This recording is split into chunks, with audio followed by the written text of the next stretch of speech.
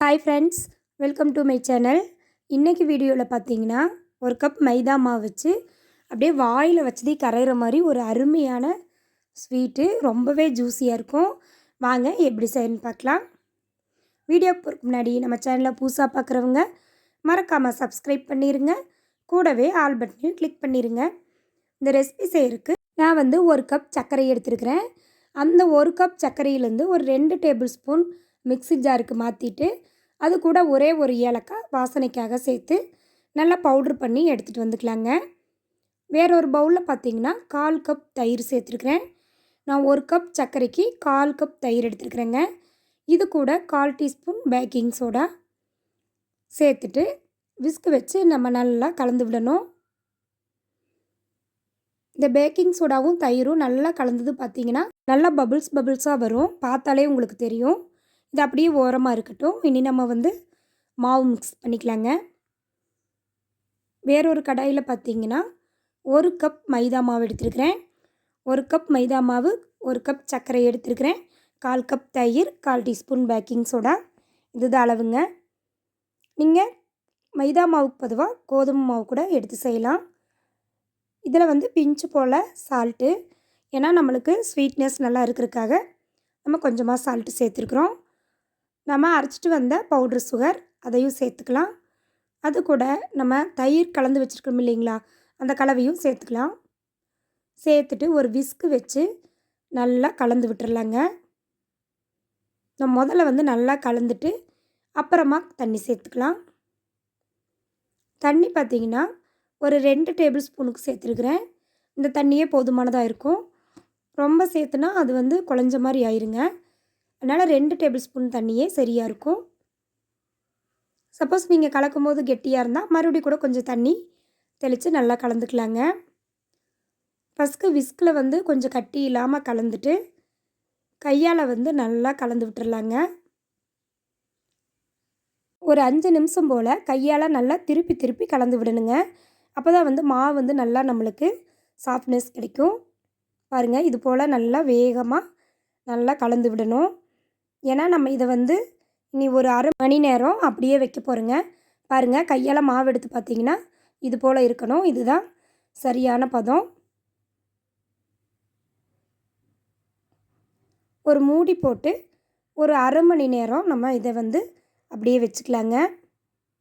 ஒரு அரை மணி நேரம் கழிச்சிட்டு மாவு திறந்து பார்த்திங்கன்னா இப்படி தான் இருக்கும். இப்போ நம்ம சர்க்கரை பாவு ரெடி பண்ணிடலாங்க. நம்ம 1 கப் சுகர் எடுத்தோம்லங்க முதல்லையே, அதில் 3 டீஸ்பூன் சர்க்கரை எடுத்து நம்ம பவுட்ரு பண்ணிட்டோம். மீதி இருக்கிற சுகரை ஒரு கடாயில் மாற்றிக்கலாம். இது கூட 1/4 கப் தண்ணி சேர்த்துக்கிறேன். சேர்த்துட்டு அடுப்பை மீடியம் ஃப்ளேம்லேயே வச்சுட்டு சர்க்கரை நல்லா கரைஞ்சி வரணும். இதுக்கு பாகு பதமெல்லாம் எதுவும் தேவையில்லைங்க. சர்க்கரை நல்லா கரைஞ்சி ஒரு பிசுபிசுப்பு தன்மை வரும். 2 பெருவிரலால் எடுத்து பார்த்திங்கன்னா நல்லா பிசுபிசுப்பு தன்மை வரும். நம்ம குலோப்ஜானுக்கெலாம் காய்ச்சது போல் சர்க்கரை பாவு காய்ச்சினா போதுங்க. பாருங்கள், நல்லா நுரைச்சி வந்துருச்சு. இப்படி கொஞ்சமாக எடுத்து பார்த்திங்கன்னா கையில் லேசான கம்பி பதம் ஃபார்ம் ஆகும். இல்லை அப்படின்னா கையில் தேய்ச்சி பார்த்திங்கன்னா நல்லா பிசுபிசுப்பு வரும். இதுதான் நம்மளுக்கு நல்லா சர்க்கரை பாவு சரியான பதம்ங்க. இப்போ இந்த சர்க்கரை பாகு முறியாமல் இருக்கிறதுக்காக எலுமிச்சை சொட்டு 2 சேர்த்துக்கலாம். எலுமிச்சை சொட்டு சேர்த்துட்டு ஒரு நிமிஷம் அப்படியே விட்டுட்டு இறக்கி வச்சிடலாங்க. சர்க்கரை பாகு அப்படியே இருக்கட்டும். ஒரு கடாயில் ஆயில் சேர்த்துக்கலாங்க. ஆயில் ஹீட் ஆனதையும் நம்ம ரெடி பண்ணி வச்சுருக்கிற மாவு நம்ம கையில் கொஞ்சமாக ஆயில் அப்ளை பண்ணிவிட்டு பாருங்கள், இது போல் கொஞ்சமாக எடுத்து நம்ம ஆயிலில் விட்டுக்கலாம். நம்ம தண்ணி தொட்டு எடுத்து போடலாம். ஆனால் ஆயில் நம்மளுக்கு கொஞ்சம் தெறிக்கிறதுக்கான வாய்ப்பு இருக்குது. கவனமாக போடணுங்க. நம்ம இதை எடுத்து கொஞ்சம் கொஞ்சமாக பக்கோடா சைஸ்க்கு கிள்ளி போட்டுக்கலாங்க. போட்டு ஒரு நிமிஷம் கழிச்சிட்டு அப்படியே திருப்பி விட்டிங்கன்னா இது போல் கோல்டன் ப்ரௌன் கலராக வரும். அதை அப்படியே எடுத்து நம்ம ஒரு தட்டுக்கு மாற்றிக்கலாங்க. நான் எடுத்துருக்கிற மாவு 2 பேட்சாக எனக்கு கிடச்சிது. நான் 2 டைம் போட்டு பொரித்து எடுத்துட்டேங்க. நம்ம வேணுங்கிற சைஸுக்கு நம்ம போட்டு எடுத்துக்கலாம். குழிக்கரண்டியில் கூட நம்ம கொஞ்சமாக ஆயில் போட்டு ஒரு சேஃப் எடுத்துக்கலாம். நான் இன்றைக்கி பக்கோடா சைஸ்க்கு தான் போட்டிருக்குறேங்க. போட்டு விட்டு ஒரு நிமிஷம் அப்படியே விட்டுட்டு திருப்பி விட்டிங்கன்னா சீக்கிரமே இது வெந்து வந்துடும். அடுப்பு கண்டிப்பாக லோ ஃப்ளேமில் தான் இருக்கணும். இல்லைன்னா கண்டிப்பாக கரிஞ்சு போயிடும். அடுப்பு லோ ஃப்ளேம்லேயே வச்சுட்டு மெதுவாக திருப்பி விடுங்க. பார்த்திங்கன்னா சீக்கிரமாகவே வெந்து கிடைக்கும். சீக்கிரமாக கோல்டன் ப்ரௌன் கலர் வந்துடும்.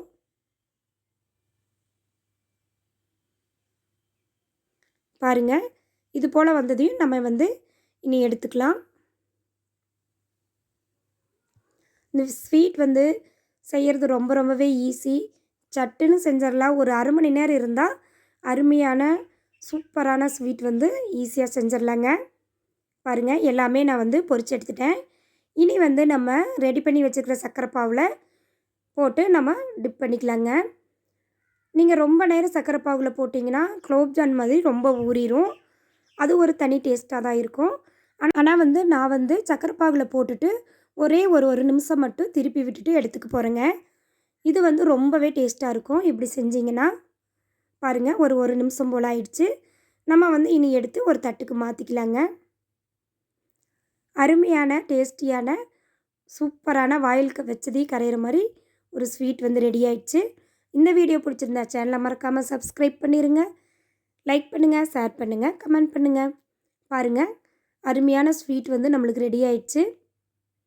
இதுக்கு மேலே நம்ம விருப்பப்பட்ட முந்திரி இல்லை அப்படின்னா தேங்காய் துருவல் கூட தூவிக்கலாம். நான் இன்றைக்கி கொஞ்சமாக முந்திரி தூவியிருக்கிறேன். பாருங்கள், பார்க்கவே ரொம்பவே சூப்பராக இருக்கும். டேஸ்ட்டு சொல்லவே வேண்டாம், ரொம்ப சூப்பராக இருந்துச்சு. மறக்காமல் ட்ரை பண்ணி பாருங்கள். பாருங்கள் எவ்வளோ ஜூஸியாக இருக்குதுன்னு சொல்லிட்டு.